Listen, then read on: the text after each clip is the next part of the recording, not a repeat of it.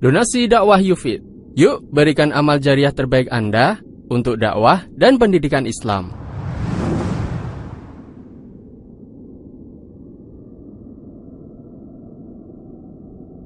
Bismillahirrahmanirrahim. Assalamualaikum warahmatullahi wabarakatuh. Alhamdulillahi rabbil alamin. وبه نستعين على أمور الدنيا والدين وصلى الله على نبينا محمد وعلى آله وصحبه أجمعين أما بعد. Kita panjatkan puja dan syukur kehadirat Allah Tabaraka wa Ta'ala pada kesempatan malam yang berbahagia kali ini pada tanggal 20 Rabiul Awal 1439 Hijriah atau yang bertepatan dengan tanggal 8 Desember 2017, kita masih kembali diberi kekuatan, kesehatan, hidayah serta taufik dari Allah Jalla wa Ala sehingga kita bisa kembali menghadiri pengajian rutin untuk membahas adab dan akhlak di dalam Islam dari kitab Al-Jami' yang ada dalam kitab Bulughul Maram karya Imam Ibn Hajar Al-Asqalani rahimahullah di Masjid Jenderal Besar Sudirman Purwokerto ini. Kita berharap semoga Allah Subhanahu wa Ta'ala berkenan untuk melimpahkan kepada kita semuanya ilmu yang bermanfaat sehingga bisa kita amalkan sebagai bekal untuk menghadap kepada Allah Jalla wa'ala. Amin. Salat dan salam semoga senantiasa tercurahkan kepada junjungan kita Nabi besar Muhammad sallallahu alaihi wasallam, kepada keluarganya, sahabatnya, dan umatnya yang setia mengikuti tuntunannya hingga akhir nanti. Para hadirin dan hadirat sekalian yang semoga senantiasa dirahmati oleh Allah Azza wa Jalla, dan juga para pendengar radio Fika Insani 88.8 FM di Purwokerto, Purbalingga, Banyumas, Banjarnegara, Cilacap, Wonosobo, Kebumen dan sekitarnya, dan juga para pemirsa Yufid TV yang semoga senantiasa diberkahi oleh Allah Azza wa Jalla. Alhamdulillah, kita masih bisa melanjutkan kembali pembahasan tentang hadis yang ke-17, yaitu tentang silaturahim. Hadis ini sudah kita bahas kira-kira separuhnya atau 2/3-nya. InsyaAllah hari ini kita akan bahas sepertiganya.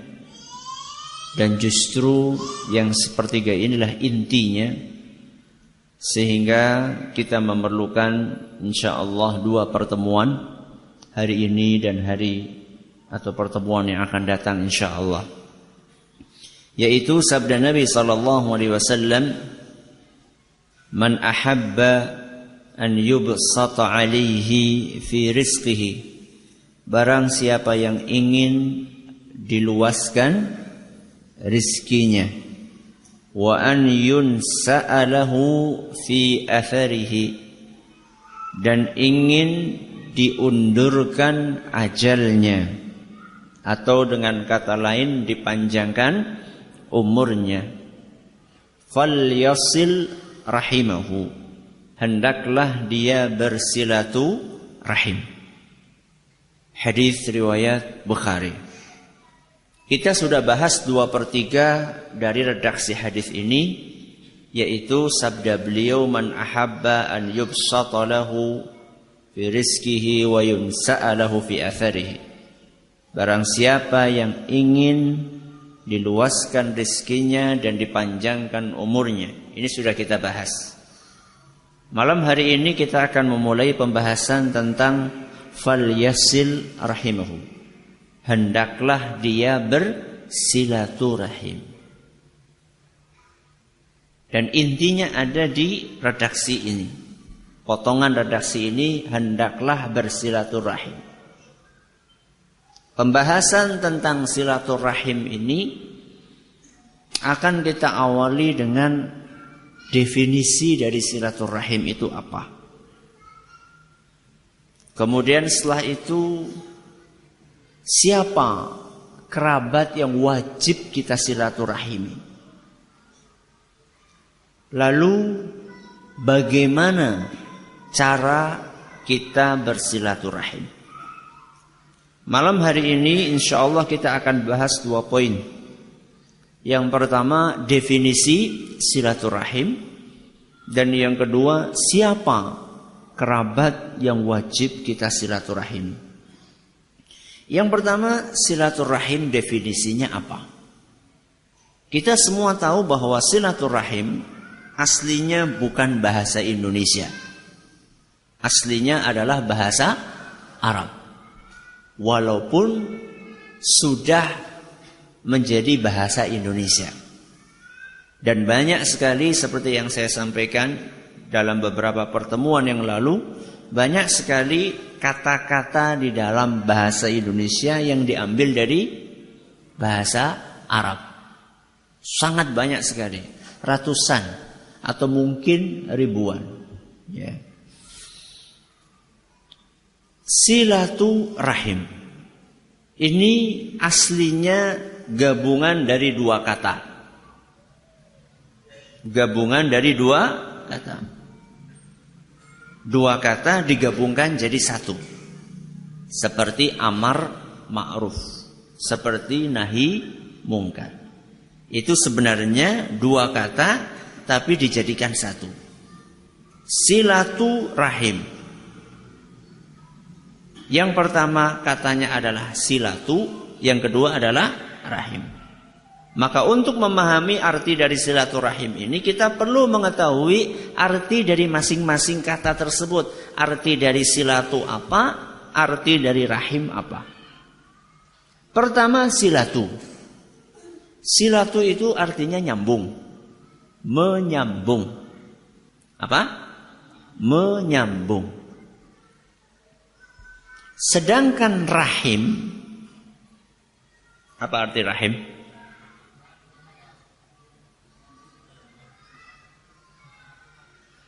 Kasih sayang? Bukan. Rahim. Tempat lahirnya bayi. Rahim. Ya. Rahim wanita. Menyambung rahim wanita. Si kepriwe.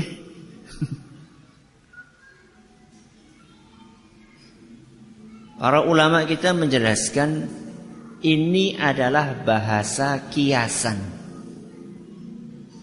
Bahasa kiasan.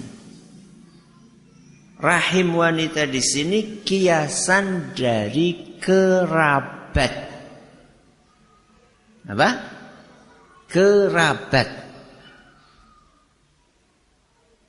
Karena kita punya hubungan kerabat disebabkan karena satu rahim. Baik rahimnya ibu atau rahimnya nenek atau rahimnya ibunya nenek atau rahimnya neneknya nenek.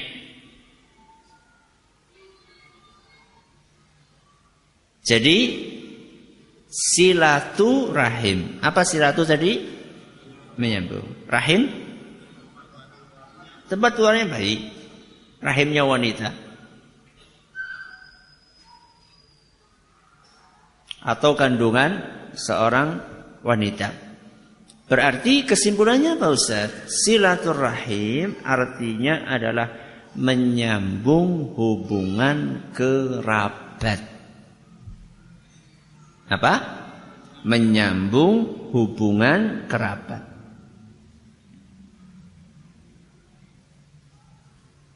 Dari sini kita mengetahui kekeliruan penggunaan istilah silaturahim oleh sebagian kalangan. Contoh, acara RW, acara kantor, acara sekolahan. Judulnya apa? Silaturahim. Itu sebuah kekeliruan. Kecuali nek satu RW kerabat semua. Kecuali nek satu kantor kerabat semua. Berarti ini perusahaan keluarga.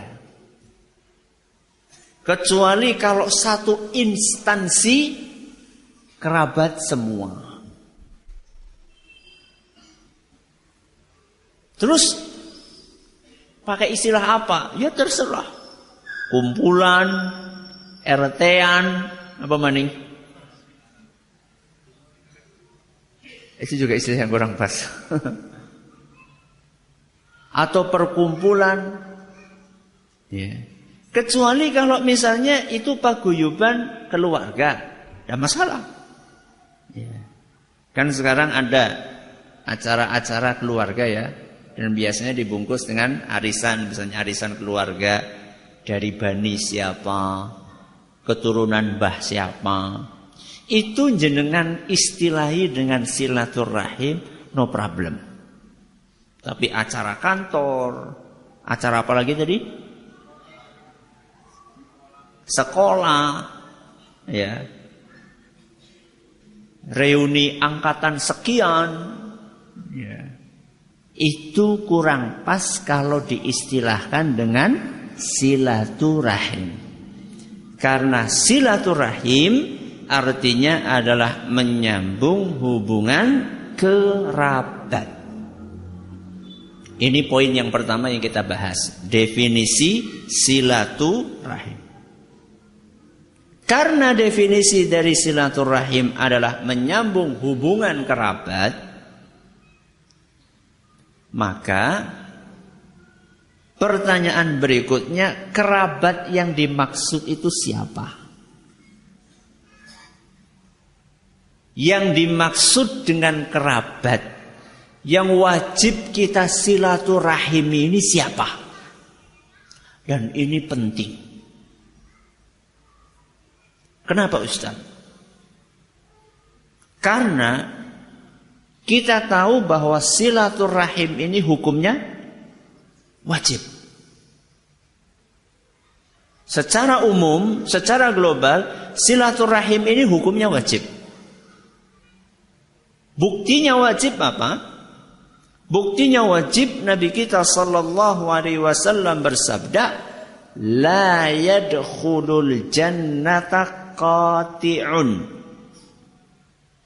Tidak akan masuk surga orang yang memutus silaturahim. Apa kata Rasul? Tidak akan masuk surga orang yang memutus silaturahim. Berarti silaturahim wajib apa sunnah? Wajib. Sehingga ketika orang tidak bersilaturahim, berarti dia telah meninggalkan sebuah kewajiban.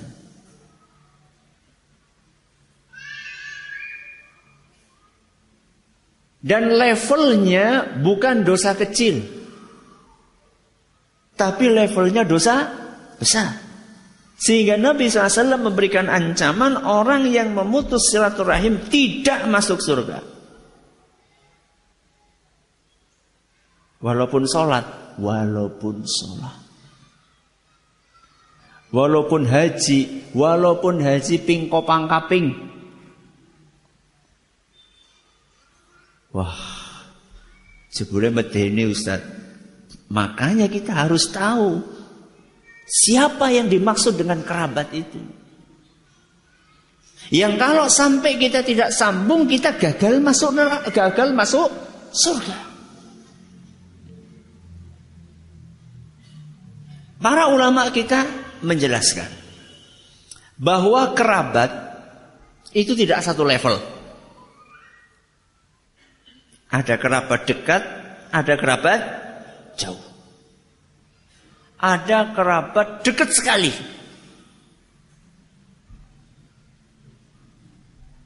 Makanya para ulama sepakat, tidak ada perselisihan pendapat di antara mereka bahwa kerabat yang wajib untuk disilaturahimi adalah kerabat yang masih memiliki hubungan mahram. Siapa? Kerabat yang masih memiliki hubungan mahram. Nanti kita akan jelaskan apa arti dari mahram dan siapa mahram itu. Adapun kerabat yang bukan mahram, napa? Kerabat yang bukan mahram, terjadi perselisihan pendapat di antara para ulama. Wajib apa sunnah silaturahim? Berarti perselisihannya antara wajib atau sunnah. Coba diulangi. Kerabat itu ada yang mahram, ada yang bukan mahram. Kalau kerabat yang mahram, maka hukumnya wajib, tanpa ada perselisihan pendapat di antara para ulama. Semua ulama sepakat bahwa kerabat yang mahramnya kita, wajib hukumnya kita silaturahimi. Terus yang kedua apa tadi? Kerabat yang bukan mahram. Kalau kerabat bukan mahram ini ada perbedaan pendapat di antara para ulama. Wajib atau tidak silaturahim? Sebagian ulama mengatakan wajib. Sebagian ulama mengatakan sunnah. Kita awali dengan kerabat yang mahram. Dan ini yang paling penting. Mahram itu siapa? Mahram itu artinya adalah orang yang haram dinikahi. Apa? Orang yang haram dinikahi. Kalau kebanyakan masyarakat kita mengistilahkan dengan apa? Muhrim. Dan ini istilah yang kurang pas. Karena muhrim itu sejatinya artinya dalam bahasa Arab adalah orang yang sedang berihram. Kenapa? Orang yang sedang berihram. Berihram siapa? Siap-siap Arab haji karo umroh. Dan biasanya kalau laki-laki pakai baju 2 potong kain, 2 helai kain yang biasa diselangkan kain ihram. Istilah yang pas adalah mahram. Bukan apa? Muhrim. Mulai sekarang istilahnya diperbaiki. Bukan apa? Muhrim. Kecuali kalau jenengan mau berangkat umroh atau haji pakai baju, berarti jenengan adalah seorang muhrim. Tapi kalau orang yang haram dinikahi, itu istilahnya adalah mahram. Apa tadi mahram? Orang yang haram dinikahi. Siapakah dia? Pembahasannya panjang lebar. Ya.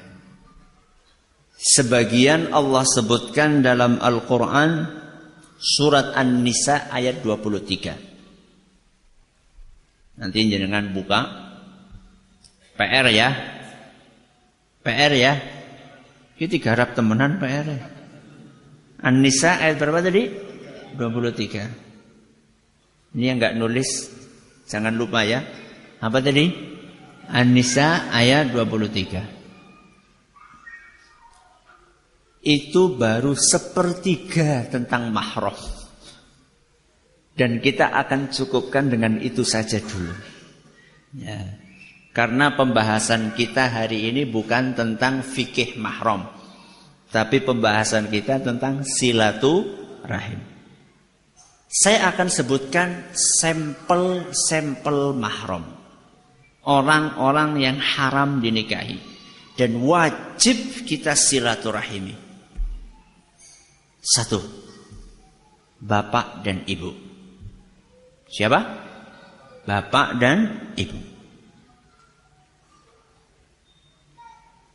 Dan ini termasuk level yang tertinggi yang wajib kita silaturahimi. Dan dari bapak dan ibu ini yang lebih tinggi adalah, tolong bapak-bapak yang objektif, jangan subjektif. Siapa dari bapak dan ibu yang lebih wajib untuk kita silaturahimi? Bagus, berarti jangan objektif. Nabi kita Muhammad sallallahu alaihi wasallam pernah ditanya oleh salah seorang sahabatnya, "Ya Rasulullah, man abar?" Wahai Rasul, siapakah yang harus aku baiki? Siapakah yang harus aku sikapi dengan baik? Qala, beliau menjawab, ummuka, summa ummuka, summa ummuka. Beliau SAW menjawab, ibumu, terus ibumu, terus ibumu. Berapa kali? 3 kali. Summa abuka. Kemudian bapakmu. Ibumu, ibumu, ibumu, terus bapakmu. Summal aqrab fal aqrab. Setelah itu kemudian kerabat terdekat dan kerabat terdekat. Jadi semakin dekat semakin wajib. Hadis riwayat Abu Dawud dan dinyatakan hasan oleh Syekh Al-Albani. Siapa? Bapak dan ibu.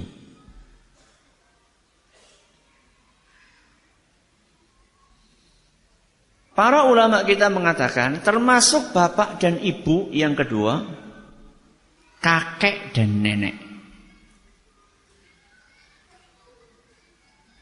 Kakek dan nenek. Makanya kata mereka bapak ibu ke atas. Bapak ibu ke atas maksudnya gimana? Ya tadi kakek nenek. Kakek neneknya siapa? Bapak atau ibu? Dua-duanya. Kakek nenek dari jalur bapak maupun kakek nenek dari jalur ibu. Coba sekarang jenengan sambil hadir pengajian ini, saya sebutkan mahram-mahram tadi, jenengan sambil mikirin, sambil bayangin, yang masih ada yang mana? Bapak, ibu, masih ada? Masih? Ya, yang masih, yang sudah nggak ada. Kakek nenek masih ada? Hah? Ya, ada yang tidak, ada yang masih. Sejauh mana jenengan silaturahim dengan satu dan yang dua tadi sudah saya sebutkan. Kakek neneknya bapak atau kakek neneknya ibu. Sudah berapa ini? 2. Yang ketiga,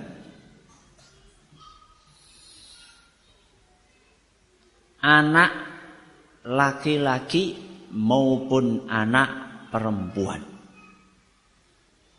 Siapa? Anak laki-laki maupun anak perempuan.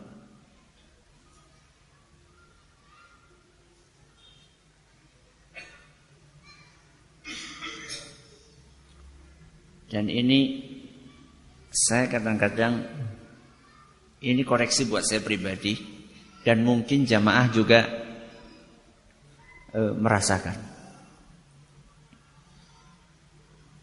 Kalau ada anak tamu datang, bawa siapa? Anak. Kemudian anak tamu itu mainan sampai mecahin gelas. Apa jenengan marahi? Jenengan marahi enggak?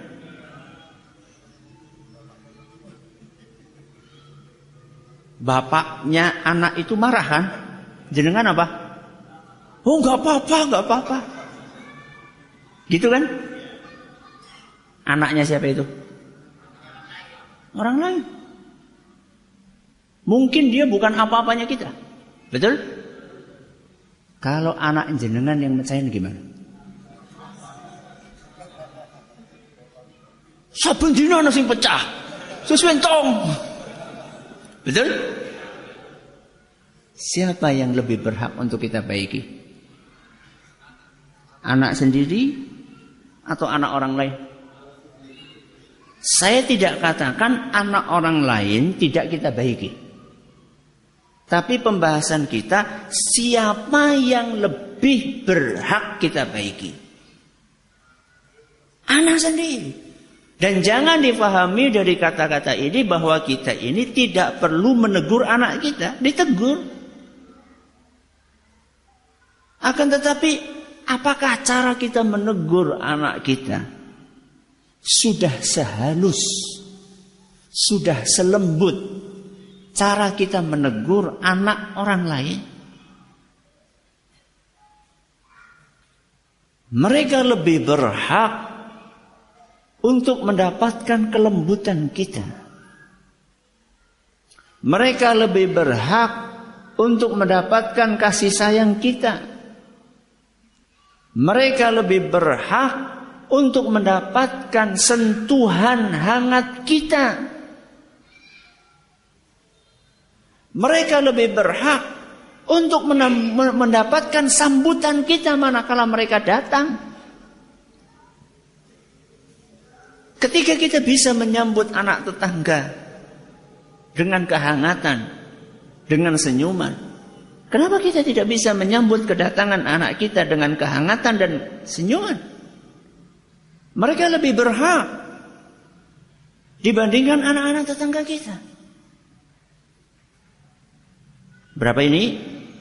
3. 4. Anaknya anak kita. Siapa? Cucu. Cucu anak laki-laki maupun cucu anak perempuan. Cucu pertama maupun cucu terakhir. Ada sebagian kakek membeda-bedakan antara cucu anak pertama dengan cucu anak terakhir. Membedakan antara cucu yang bapaknya sering ngasih duit dengan cucu yang bapaknya jarang ngasih duit. Betul? Nengani anak ora? Oke? Astagfirullahaladzim. Perbaiki. Perbaiki. Itu tujuan kita ngaji. Tujuan kita ngaji untuk memperbaiki diri. Ya. Jadi jangan kapok. Lah ngaji nang kana bola-bali dicemesi tok. Ada yang seperti itu? Mudah-mudahan tidak ada. Tujuan kita belajar itu untuk memperbaiki diri. Yang belum pas dibikin pas, yang belum benar dibikin benar. Itu tujuan kita ngaji. Kalau misalnya kita ngaji semuanya benar, kita udah benar semuanya, ya buat apa kita ngaji? Ya. Sudah berapa ini? 4. Coba diulangi yang pertama. Bapak dan ibu. Yang kedua, kakek dan nenek. Yang ketiga, anak laki-laki dan perempuan. Yang keempat, cucu anak laki-laki maupun cucu anak perempuan. Yang kelima,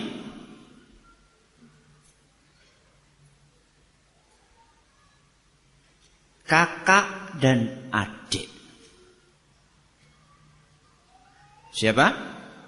Kakak dan adik.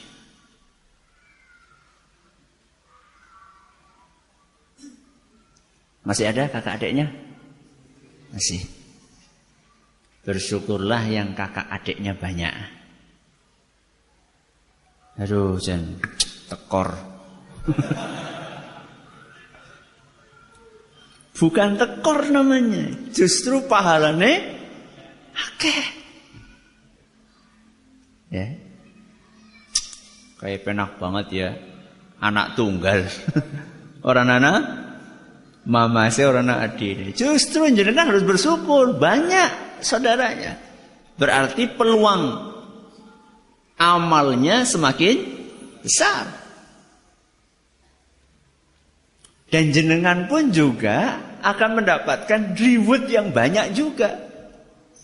Ya. Reward di sini maksudnya ya bukan hanya masalah duniawi, termasuk ukhrawinya, karena semakin banyak yang disilaturahimi, insya Allah pahalanya semakin banyak. Dan reward di dunianya, insya Allah mereka pun juga akan banyak silaturahmi kepada jenengan. Ya. Minggu kie Mamas Kae datang, ya bawa oleh. Minggu berikutnya adik anu nomor sekian datang. Minggu berikutnya Masya Allah. Ya. Ya tapi kan juga gantian Ustaz. Ya sama pahala. Ya. Ini yang keberapa? 5. Kakak dan adik. Yang keenam, anaknya kakak dan anaknya adik, alias keponakan. Alias keponakan.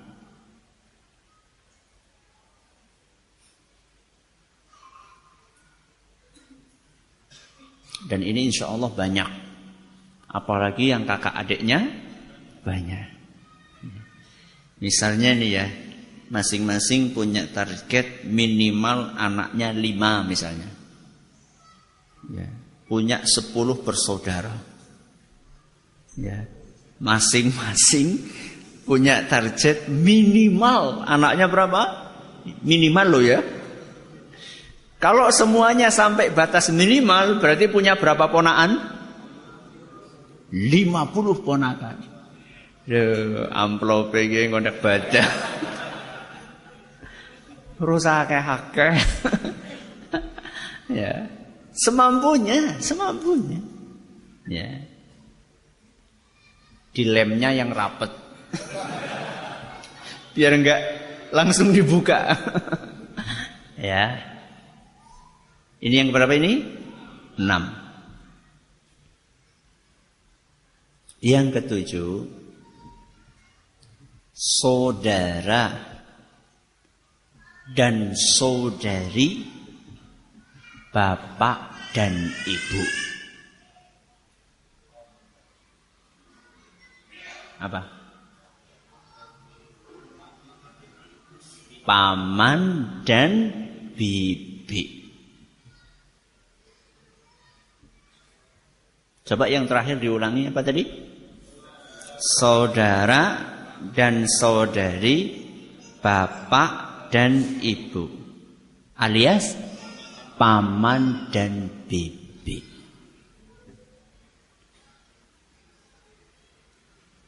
Masih ada? Jenengan masih punya paman bibi? Masih. Kalau istilah kita Pak D, Bude, Pak Le, Bule. Rasulullah sallallahu alaihi wasallam bersabda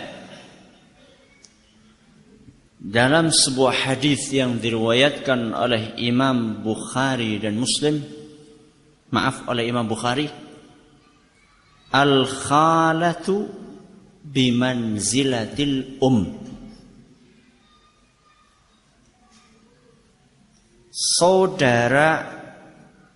saudarinya ibu seperti ibu. Apa? Saudarinya ibu seperti ibu. Maka jenengan yang ibunya sudah meninggal dunia dan pengen tetap berbakti kepada ibu jenengan, selain mendoakan ibu, bersedekah atas nama ibu, ya, solusi berikutnya adalah menyambung silaturahim, terutama dengan saudarinya ibu. Entah itu bude atau bule. Karena Nabi SAW mengatakan saudarinya ibu seperti ibu. Coba jenengan pikirkan bude, bule dari jalur ibu yang masih hidup. Seberapa dekat kita bersilaturahim dengan beliau. Mungkin saja bude dan bule kita itu hidupnya kekurangan, sedangkan kita hidup berlebihan. Kita punya harta banyak, banyak orang-orang miskin, anak-anak yatim, anak-anak jalanan yang kita santuni, tapi ternyata kita lupa dengan ibu kita sendiri. Yang dimaksud di sini adalah bibi kita dari pihak ibu. Walaupun jauh tempatnya. Alhamdulillah sekarang sarana banyak. Ya. Kalau dulu ngirim duit pakai nopo? Wesel pos. Kapan nyampenya? Tergantung jaraknya. Ada yang 3 hari, ada yang seminggu. Sekarang real time. Hari ini, detik ini, ya bukan detik inilah. Menit ini kita transfer, menit itu juga sampai. Ustadz, bibi saya nggak punya ATM, Ustaz. Bikinkan. Ya. Karo isine sisan. Curhat ATM dok.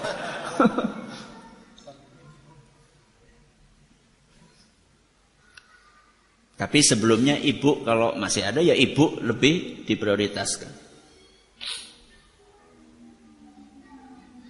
Kalau bapak sudah meninggal dunia berarti saudarinya bapak. Ibnu Mas'ud radhiyallahu anhu dalam sebuah athar yang diriwayatkan oleh Imam Ad-Darimi, beliau mengatakan wal ammatu bimanzilatil ab. Saudarinya bapak, bibi dari jalur bapak seperti bapak. Seperti bapak. Jangan pikirkan bapakku masih punya saudari atau tidak.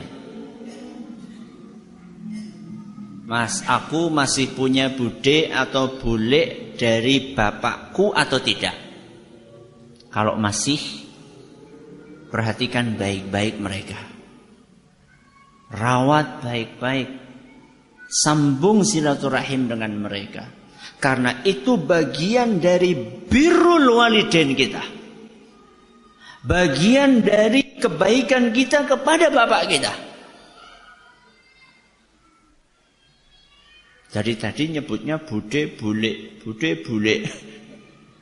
Pak D sama Pak Leknya gimana? Ya termasuk, cuman prioritasnya itu. Kenapa kok prioritasnya bude bule? Kenapa? Karena ibu tadi itu loh. Berapa kali ibu? 3 kali. Ya.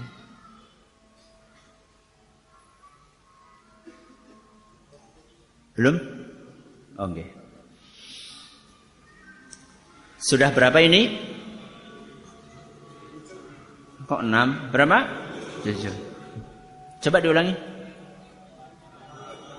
Bapak, ibu, kakek, nenek, anak laki perempuan, cucu laki perempuan, kakak adik, keponaan, anaknya kakak adik, paman bibi. Titik. Ada yang kelewat? Nanti kita akan bahas. Monggo. Alhamdulillah rabbil alamin, wassalatu wassalamu ala nabiyina Muhammadin wa ala alihi wa sahbihi ajma'in. Amma ba'd. Kalau kita perhatikan urutan mahram-mahram tadi, maka kita akan dapatkan bahwa anak, kemudian anaknya anak, itu adalah mahram. Kakak, kemudian anaknya kakak juga mahram.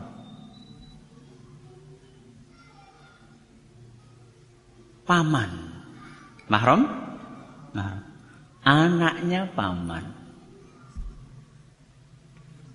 Ini tadi kan nggak disebutkan, alias saudara sepupu.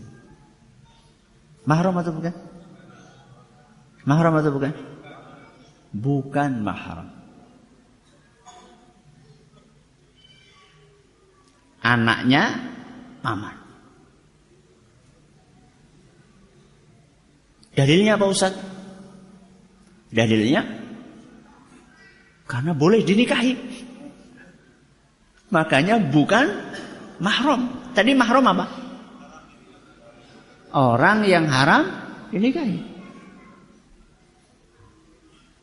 Anaknya paman alias sepupu itu halal untuk dinikahi. Dalilnya surat Al-Ahzab ayat 50. Surat apa? Al-Ahzab ayat 50. Di dalam ayat tersebut Allah Subhanahu wa taala sedang menjelaskan wanita-wanita yang halal dinikahi siapa saja. Di antaranya Allah berfirman, wa banati ammika wa banati ammatika. Di antara wanita yang boleh engkau nikahi putrinya pamanmu dari bapakmu, dari jalur bapak. Kemudian putri bibimu dari jalur bapak. Terus wabanati khalika wabanati khalatika. Kemudian yang boleh engkau nikahi juga putrinya pamanmu dari jalur ibu dan putrinya bibimu dari jalur ibu. Ini semuanya halal untuk dinikahi. Berarti kalau halal dinikahi mereka bukan mahram.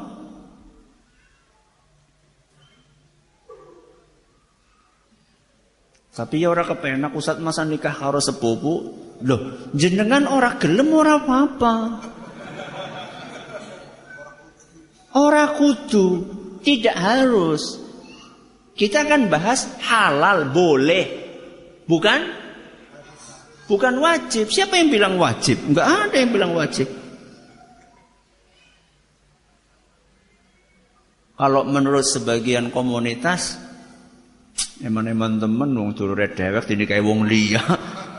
Aku wis paham betul. Iya kan? Kalau masalah paham tidak paham kan kita lebih paham tentang saudara kita kan? Ya, secara umum kita lebih paham karakter saudara kita dibandingkan orang lain. Akan tetapi di kalangan kita, kebanyakan kita itu kita masih agak gimana loh? Kok nikah sama sepupu? Ya, kok nikah sama sepupu? Halal berdasarkan firman Allah dalam Al-Quran. Berarti sepupu itu bukan mahram. Maka konsekuensinya, apakah wajib sepupu itu kita silaturahimi?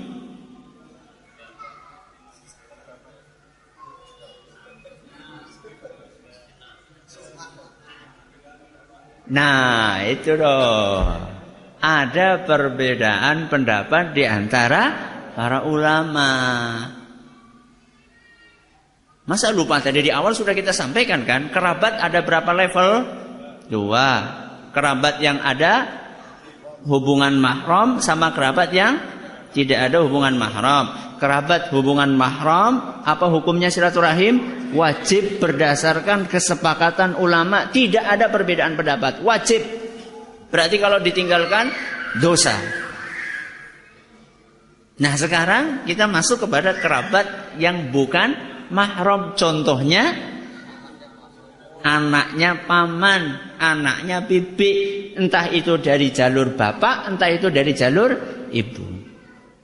Nah yang seperti ini para ulama berbeda pendapat. Antara ulama yang mengatakan wajib dengan ulama yang mengatakan sunnah.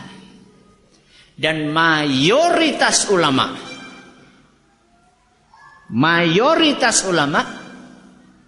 mereka berpendapat bahwa kerabat yang bukan mahram pun hukumnya wajib disilaturahimi. Sebagian ulama yang lain berpendapat hukumnya sunnah. Tapi tentunya silaturahim kita dengan kerabat yang bukan mahram tidak seperti silaturahim kita dengan kerabat yang mahram. Kalau kita silaturahim dengan kerabat yang mahram, kita boleh boncengan, boleh berduaan, boleh safar bersama, karena mahram. Boleh nggak jenengan menemani bude jenengan haji? Boleh. Boleh nggak jenengan boncengan sama keponakan? Boleh.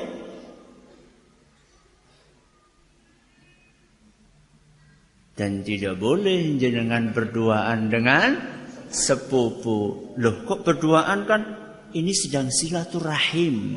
Wah, gawat darurat ini. Kan menurut jumhur, apa jumhur? Mayoritas ulama wajib hukumnya silaturahim dengan sepupu. Ini bahaya ini. Ngaji malah tambah pinter. Ya, beda. Walaupun menurut mayoritas ulama wajib untuk silaturahim dengan mereka, akan tetapi bentuknya berbeda. Makanya nanti pada pertemuan yang akan datang kita akan bahas silaturahim itu bentuknya apa toh? Apakah dengan ucapan? Apakah dengan perbuatan? Apakah dengan harta? Apakah cukup dengan telepon. Terus kerabat yang rumahnya dekat dengan kerabat yang rumahnya jauh. Contoh saya di Kedung Buluh. Yang kerabat satu kampung dengan saya dengan kerabat yang tinggal misalnya di Aceh. Apakah cara silaturahimnya sama? Terus silaturahim itu setiap hari? Apa setiap minggu sekali? Apa sebulan sekali? Apa pas Idul Fitri tok? Ini pembahasan pertemuan akan datang. Insya Allah. Terima kasih atas perhatiannya. Mohon maaf atas segala kurangannya. Kita tutup dengan membaca Subhanakallahumma wa bihamdika asyhadu an la ilaha illa anta astaghfiruka wa atubu ilaik. Assalamualaikum warahmatullahi wabarakatuh. Donasi dakwah Yufid.